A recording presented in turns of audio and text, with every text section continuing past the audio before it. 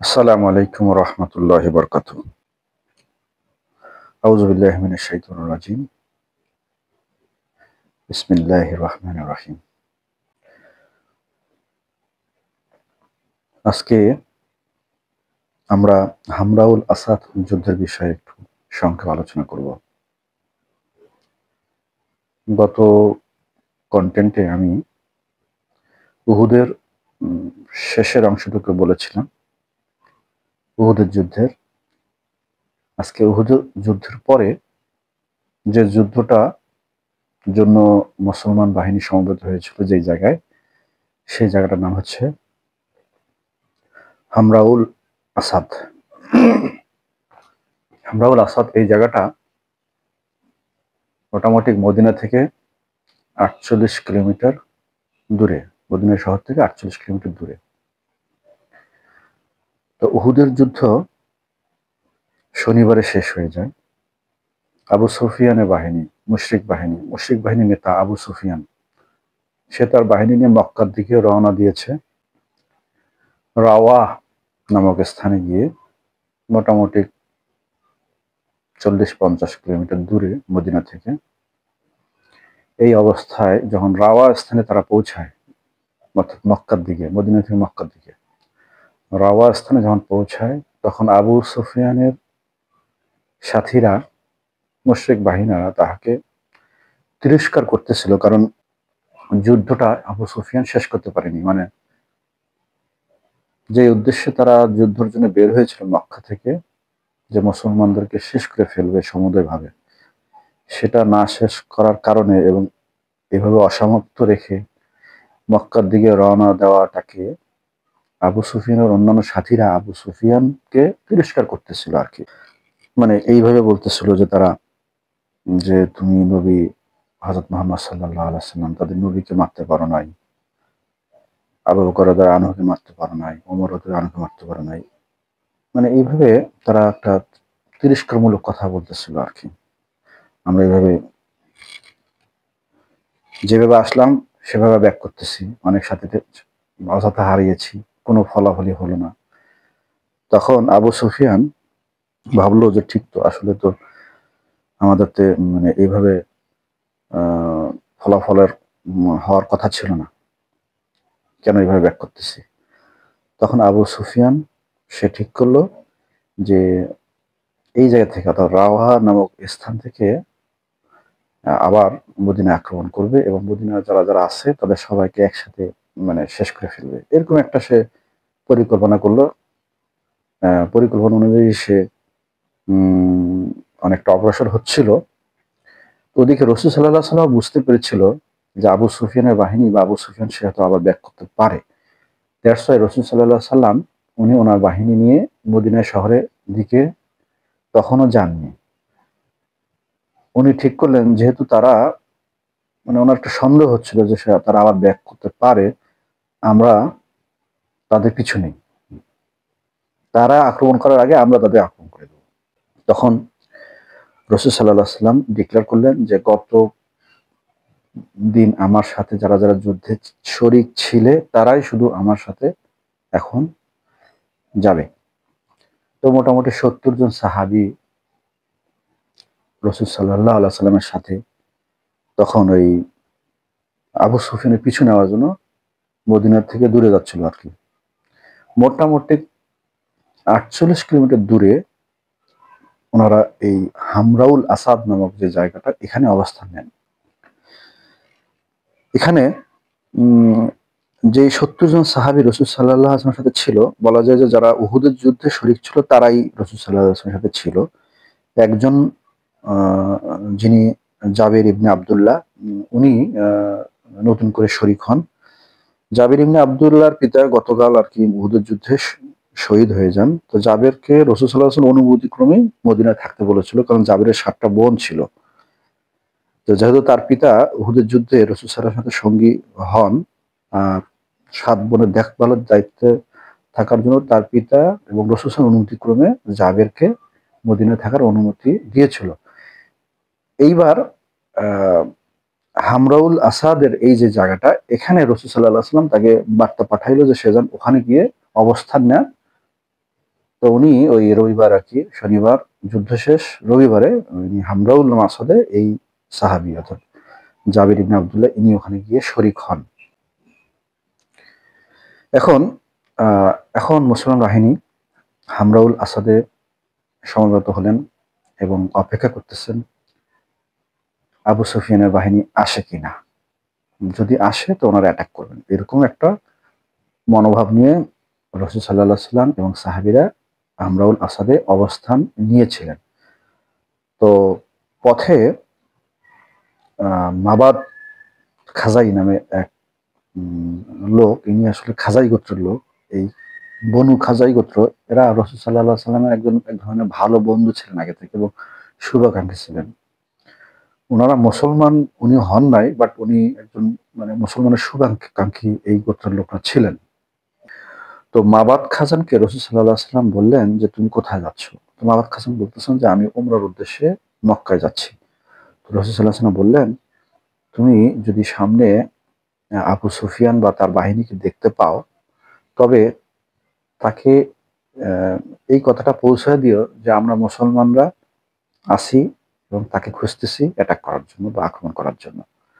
তো ওই মাবাদ খাজাই সামনে অগ্রসর হওয়ার পরে সত্যি সত্যি ওই আবু সুফিয়ানের বাহিনীর সাথে দেখা। আবু সুফিয়ানও ওয়েট করতেছিল যে কোনো একজন ওদিক থেকে আসে কি না, মুসলমান বাহিনী আসে কি না, নাকি তারা ব্যাক করছে মদিনাতে, এগুলো ইনফরমেশন নেওয়ার জন্য আবু সুফিয়ান ওখানে ওতপেতে ছিল। তো মাবাদ খাজাইকে দেখে সাথে সাথে বললো ভাই আপনি কি ওদিকে কাউকে বা কোনো বাহিনীকে দেখেছেন? তো মাবাদ খাজাই তখন বলতেছেন যে হ্যাঁ আমি পিছনে হযরত মুহাম্মদ সাল্লাল্লাহু আলাইহি সাল্লাম এবং ওনার সঙ্গী সাথীদেরকে দেখলাম, বিশাল একটা বাহিনী নিয়ে ওনারা বের হয়েছেন, উট আছে অনেক, ঘোড়া আছে, মানে অনেক অনেক বড় একটা বাহিনী, এবং যতটুকু বুঝলাম যে ওরা আপনাদেরকে মানে খুঁজতেছে, মনে হয় কিছু সময়ের মধ্যে এখানে পৌঁছে যেতে পারে। তো যাই হোক, এতটুকু আমি যেটা জানলাম সেটা আপনাদের বললাম আর কি। তো এটা বলে মাবাদ খাজে চলে গেল। তখন আবু সুফিয়ানের ভেতরে একটু ভয় লাগলো যে এত বড় বাহিনী নিয়ে আসতেছে, আমাদের তো নিয়ে যুদ্ধ শেষ করে এইমাত্র ব্যাক করলাম, অনেকে আহত, তা আমার মনে হয় এখন এখানে থাকা ঠিক হবে না, অ্যাটাক করাও ঠিক হবে না, আমরা ব্যাক করি। তখন আবু সুফিয়ান ব্যাক করলো। ব্যাক করার সময় সে একটা মিথ্যা ইনফরমেশন বা মুসলমান বাহিনীকে ভয় দেখানোর জন্য পথে নাইম বিন মাসুদ আশআরি এক লোককে পাইলেন, উনি মদিনার দিকে যাচ্ছিলেন, নাইম বিন আশআরি। ওনাকে উনি কনভিন্স করলেন 10টা উটের বিনিময়ে যে আমি তোমাকে 10টা উট দেবো যদি এই কথাটা হযরত মুহাম্মদ সাল্লাল্লাহু আলাইহি ওয়াসাল্লাম বা বাহিনী তাদেরকে দেখলে এই কথাটা পৌঁছায় দিবা। কি কথা? যে মুশরিক বাহিনীর বিশাল দল আসতেছে ওনাদেরকে আক্রমণ করার জন্য, এই কথাটা পৌঁছায় দিবা। তো সত্যি সত্যি ওই আবু সুফিয়ানের কথা অনুযায়ী এই নাইম বিন মাসুদ উনি রাসূল সাল্লাল্লাহু আলাইহি সাল্লাম এবং সাহাবীদেরকে দেখে ওই কথা বললেন, যেটা যেহেতু 10টা উট সে এখানে মানে বিনিময়ে সে নিবে, ওই কথাটা সে পৌঁছে দিলেন যে মুশরিক বাহিনী বিশাল বাহিনী আসতেছে আপনাদের আক্রমণ করার জন্য। যদিও এই কথাটা শুনে মুসলমান এবং সাহাবীরা অর্থাৎ রাসূল সাল্লাল্লাহু আলাইহি ওয়াসাল্লাম সাহাবীরা তখন ওই একটা দোয়া পড়লেন যে হাসবি আল্লাহু লা ইলাহা ইল্লাহু আলাইহি তাওয়াক্কালতু ওয়া হুয়া রাব্বুল আরশিল আযীম। এই দোয়া পড়ে নিলেন, কিন্তু ওনারা কেউ ভয় পাইলেন না, কোনোভাবেই ভয় পাইলেন না। তো ওনারা অপেক্ষায় থাকলেন, কিন্তু আবু সুফিয়ানের বাহিনী আসার আর সাহস করতে পারলো না। আবু সুফিয়ানের বাহিনী মক্কায় ব্যাক করলো একদম ক্লোজলি, অর্থাৎ আমাদের যুদ্ধের কোনো প্রকার চিন্তা ভাবনা ছাড়াই তারা মক্কায় ব্যাক করলো। আর রাসূল সাল্লাল্লাহু আলাইহি সাল্লামও ওনাদের অপেক্ষায় ছিলেন। পরে উনি বুঝতে পারছেন যে তারা জানতে পারছেন যে তারা আর নাই, ওরা ব্যাক করছে, এবার মানে তারা আর আক্রমণ করবে না। এইভাবেই এই মুসলমান বাহিনী এই হামরাউল আসাদ যে জায়গা, এটা উহুদের যুদ্ধের পরে ঘটনা, এখানে সমবেত হন। তো এই জন্য এটাকে হামরাউল আসাদ যুদ্ধ হিসেবেও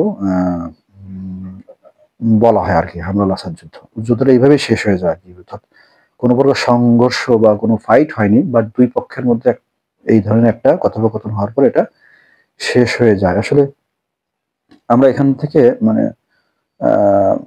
যে কৌশল রাসূল সাল্লাল্লাহু আলাইহি ওয়াসাল্লামের যে একটা দিক নির্দেশনা, ওনার যে কৌশল, এগুলো কিন্তু আমরা এখানে অনেকটা এখানে একটা জ্ঞান অর্জন করি আর কি, যে রসুল সাল্লাল্লাহু আলাইহি সাল্লাম ওই সময় যদি ওনার বাহিনী নিয়ে, যদিও রসুল সাল্লাল্লাহু আলাইহি সাল্লাম কিন্তু ওই সময় আহত, ওনার ঘাড়ে ব্যথা, ওনার দাঁত পড়ে গিয়েছে, ওনার মাথায় হেলমেট ভেদ করে তীর ঢুকে গিয়েছিল আর কি। তো তারপরও কিন্তু উনি আহ পিছু পা হন নাই, উনি কিন্তু আবার পরের দিন আরো দূরে গিয়ে তাদেরকে ধরার জন্য, আক্রমণ চালার জন্য উনি আহ অগ্রসর হয়েছিলেন। যদি তারা আক্রমণ, তারা যদি অ্যাগ্রেসিভ হইতো, অগ্রেসিভ হয়ে যদি আসতো, তো ওনারা সত্যি সত্যি ওনাদেরকে ওইভাবে অ্যাটাক করে তাদেরকে থামানোর জন্য যা যা করার করতো, কিন্তু হয়তো আল্লাহ এইভাবে এটা শেষ করেছেন। কিন্তু এইটা কিন্তু একটা ধরেন একটা আমাদের শিক্ষার বিষয়, যে উনি বলতেছিলেন যে তারা কি অ্যাটাক করবে, তাদের অ্যাটাক করার আগে আমাদের অ্যাটাক করতে হবে। এইভাবে একটা কৌশল এবং এখানে আমরা দেখতে পাই রাসূল সাল্লাল্লাহু আলাইহি সাল্লামের। পরবর্তীতে মুশরিক বাহিনী ওনার এই কৌশলের কাছে ধরা খেয়ে বা ভয় পেয়ে তারা কিন্তু আর যুদ্ধ করার কোনো প্রকার সাহস পায়নি। তো এভাবে এই হামরাউল আসাদের যে যুদ্ধটা, উম, যে জায়গায় ওনারা সমবেত হয়েছিল, এই যুদ্ধ এখানে সমাপ্তি হয়। তো উহুদের যুদ্ধের মোটামুটি 4 মাস পর, আসলে উহুদের যুদ্ধের বলা যায় যে মুশরিকদের সাথে এটা দ্বিতীয় যুদ্ধ। এর আগে ছিল বদরের যুদ্ধ, এটা উহুদের যুদ্ধ। তো এই অবস্থায় মুসলমানের অনেক ক্ষয়ক্ষতি হয়। একে তো উহুদের যুদ্ধে 70 জন ভালো ভালো সাহাবী, যেগুলো চাচা হামজা রাদিয়াল্লাহু আনহু, উনিও শহীদ হয়ে যান। তো মানসিক ভাবেও তারা অনেকটা মর্মাহত ছিল সাহাবীরা, রাসূল সাল্লাল্লাহু আলাইহি ওয়াসাল্লাম। তো সেই অবস্থায় অনেক একটু একটা অবস্থা, বিপদগ্রস্ত অবস্থা ছিল মুসলমানরা। এখন বিপদের উপর বিপদ এই উহুদের পরে পরে মুসলমানদের ভাগ্যে ছিল আর কি সে সময়।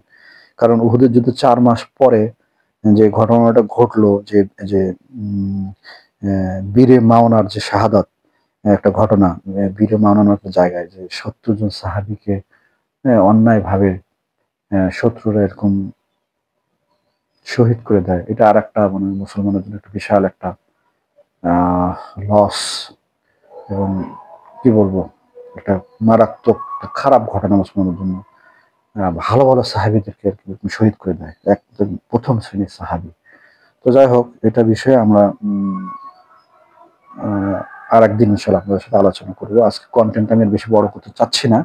আজকে আমার উদ্দেশ্য ছিল যে হামরাউল আসাদের যে যুদ্ধর যে ঘটনাটা ওখানে ঘটেছিল সেটা আপনাদেরকে তুলে ধরা সংক্ষিপ্তভাবে। পরের পর্বে দরকার হয় যে বীরে মাওনার যে ঘটনাটা, এটা আমি ইনশাল্লাহ পরের কন্টেন্টে আমি চেষ্টা করবো আপনাদের দেওয়ার জন্য। আজকে এখানে রাখি ভাই, বন্ধুরা, আজকে এখানে রাখি। তো ভালো থাকবেন আপনারা। আসসালামু আলাইকুম রহমতুল্লাহ।